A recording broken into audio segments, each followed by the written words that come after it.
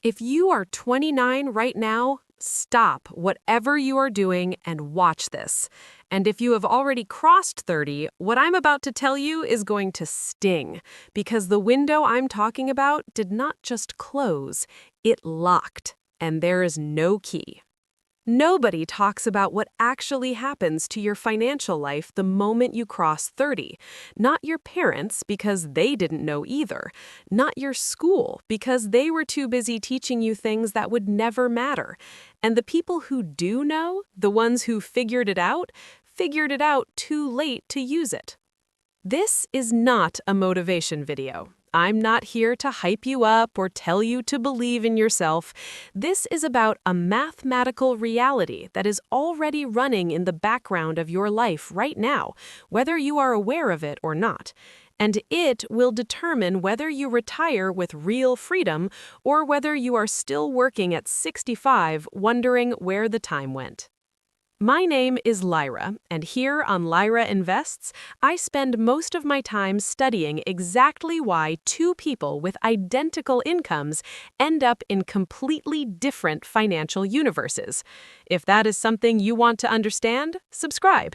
And if this video gives you something real, the like button tells me to keep making them. Here is what nobody actually explains to you about your 20s. Every rupee you invest before 30 is worth approximately 7 times more at retirement than the same rupee invested after 35. Not double, not triple, 7 times. Same money, just started earlier. I know that sounds like an exaggeration. It's not. A 25-year-old investing 5,000 rupees a month will retire with more wealth than a 35-year-old investing 15,000 rupees a month. Less money going in, more money coming out. The only difference is when the clock started. That's the power of compound growth, and your 20s are the only time in your life when you have the maximum amount of it available to you.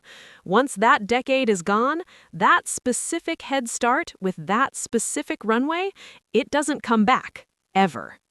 So what does this actually look like when it plays out in two real lives? Let me show you. Meet Sarah and Nadia. Both are turning 30 today. Both came from similar middle-class families, both graduated from comparable universities, and landed their first jobs at 23 on almost identical salaries. Same city, same rent range, same starting point in every way that is visible from the outside. But today, on their 30th birthday, their financial lives look like they belong to two completely different people. Sarah has a net worth of negative 18,000 rupees. She still has student debt she's been minimum paying for 7 years, a car loan eating into her salary every month, a savings account with maybe 6 weeks of expenses in it. She earns decent money. She feels broke constantly. She cannot explain why. Nadia has a net worth of 3.2 million rupees, retirement accounts growing without her touching them, an emergency fund so comfortable she's stopped thinking about it, 0 consumer debt, investments compounding quietly every single day while she sleeps. Same age, same salary, same city, same starting line. One is trapped, one is free. And the difference between them is not luck. It's not a rich family. It's not some investment secret she found online. It's 4 decisions Sarah made in her 20s that felt completely reasonable at the time and are now costing her everything. Here are the 4 decisions that created a 3.5 million rupee gap between two people with the same income. The first decision, what she did with her very first paycheck. When Sarah landed her first real job at 23, something shifted in her brain.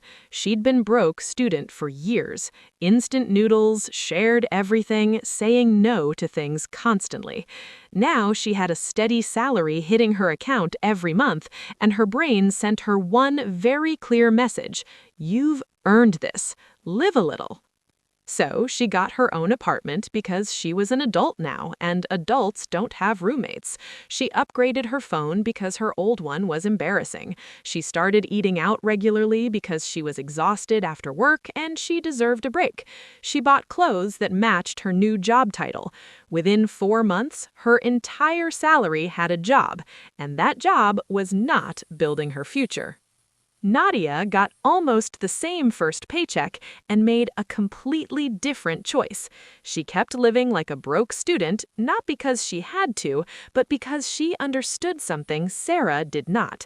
Your 20s are not for enjoying your income, they're for deploying it. She kept roommates, she cooked at home, she looked unimpressive to everyone around her, and every month she took the gap between what she earned and what she spent and moved it into investments before she could find a reason to spend it.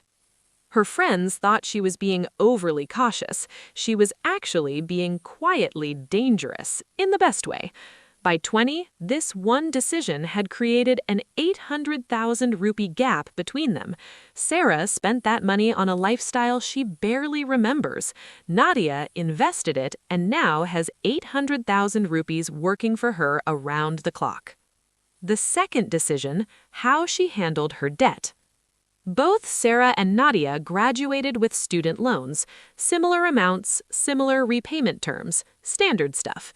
Sarah looked at her minimum payment, decided it was manageable, and filed debt away as a solved problem. She paid it every month without missing a single payment and spent everything else freely. She told herself she was being responsible. She was actually being slow, dangerously slow. Nadia looked at the same debt and treated it like a fire in her house, not because the minimum payment was unaffordable, but because she understood something that most people in their 20s never grasp. Debt is the mathematical opposite of investing. Every month you carry it, someone else is compounding on your money instead of you. That felt unacceptable to her. So she attacked it, kept her expenses as low as possible, threw every extra rupee at her loans, and was completely debt-free by 26, 4 years ahead of schedule. From 26 to 30, every rupee that used to go toward loan payments went straight into her investment accounts instead. 4 years of redirected money, 4 years of compound growth that Sarah simply never had access to. Gap created by this one decision alone? 600,000 rupees, and it's still growing. The third decision, the retirement account she kept putting off. When her employer offered a provident fund with a contribution match, Sarah sat through the HR presentation, got overwhelmed by the options, and told herself she'd sort it out once she understood it better, once things settled down, once she got her next raise. Once never came. By the time she finally enrolled, at 28, she had missed 5 full years of contributions, 5 years of her own money going in, 5 years of her employer adding free matched money on top, 5 years of compound growth on all of it. Gone. Not delayed. Gone. Nadia sat through the exact same HR presentation and understood almost nothing. She enrolled anyway. Maximum matched contribution, default fund, done. Was it the perfect investment strategy? Probably not. Was it infinitely better than doing nothing while she waited to feel ready? Absolutely. From 23 to 30, Nadia collected 7 years of employer contributions that Sarah left sitting on the table. With market growth, that sits at roughly 900,000 rupees in Nadia's retirement account today. But here is what makes this number truly devastating. That 900,000 rupees has potentially 30 to 35 more years to compound before retirement. At average returns, it could become 8 to 10 million rupees without Nadia adding another single rupee to it. Sarah cannot buy that head start back. It does not matter how much she contributes from here. The compounding that happened in those 7 years is mathematically irreplaceable. The fourth decision, the car. This is the one people never see coming. Sarah bought a brand new car at 24. financed. Monthly payment of 18,000 rupees. At 27, she upgraded because she got a raise and felt like she deserved something newer. At 29, she upgraded again. 3 cars in 6 years, 3 loans, 3 assets that lost significant value from the moment she drove them away. Total spent on car payments, insurance, and maintenance across her 20s, approximately 1.4 million rupees. Current value of what she owns, maybe 400,000 rupees if she's lucky. She spent 1.4 million rupees to own 400,000 rupees worth of things that are still losing value. Nadia bought one used car at 23, 8 years old, paid cash. Not impressive, completely reliable. She drove it through her entire 20s and spent roughly 200,000 rupees total on the car and everything it needed. The 18,000 rupees she was not spending on a car loan went into her investment account every single month for 6 years.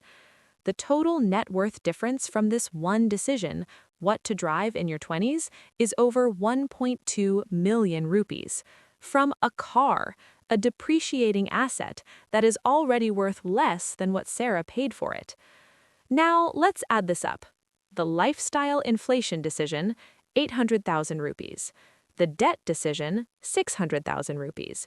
The retirement account decision, 900,000 rupees. The car decision, 1.2 million rupees. Total gap between Sarah and Nadia at age 30 with the same salary, same city, same starting point, 3.5 million rupees. 4 decisions, all of them felt reasonable at the time. All of them compounded into a 3.5 million rupee difference. But here's what makes this harder to sit with than just the number. Nadia, at 30, has options. Real ones. She can negotiate aggressively for a raise because she's not terrified of losing her job. She can take a risk on something she actually cares about because her survival doesn't depend on her next paycheck. She could take 6 months off tomorrow and be completely fine. Her money is working while she sleeps, and it has been for years. Sarah, at 30, is stuck. Not dramatically, not visibly, but stuck in the quiet, grinding way that decent income and zero financial cushion produces. She can't leave a job she hates because she needs every paycheck. She can't take a risk because she has no safety net. She can't negotiate too hard because she's afraid of what happens if it goes wrong. Every financial decision she makes, every single one, is filtered through low-grade anxiety. This is what being silently broke looks like.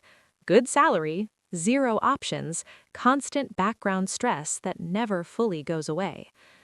If you're watching this and recognizing yourself more in Sarah than Nadia, hear this clearly. You are not doomed, but you are running out of time. And time is the one thing in this entire equation that cannot be bought, borrowed, or recovered.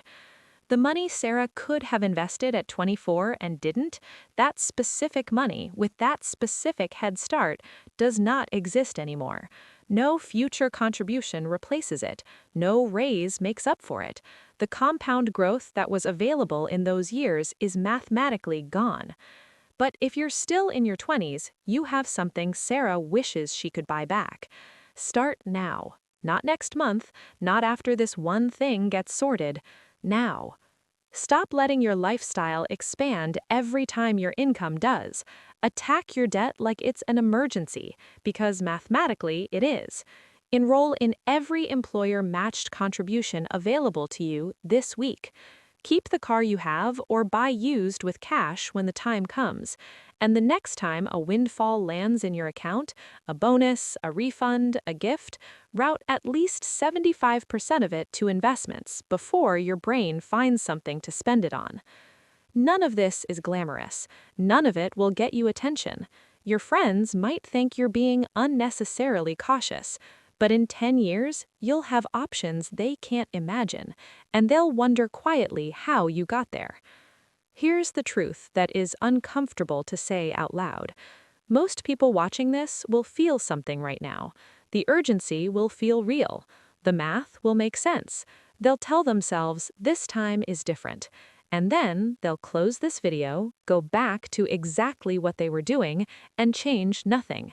They'll keep spending up to their income, keep making minimum payments, keep telling themselves they'll start investing when things calm down, and at 40, they'll be Sarah. Except now with an entire extra decade of compounding they missed. But some of you will not do that. A small number of people watching this will make one decision differently, starting today. Not all four, just one. And that one decision will compound into a habit, into another decision, into a financial life that looks completely different from everyone around you. 10 years from now, the people in your life will wonder how you did it, how you have freedom they don't, how money stopped being something you stress about and became something that works for you. The answer will be simple. You decided differently, quietly, without anyone watching, when you still had time. The window is still open, but it is closing, and unlike almost anything else in life, this one does not come back.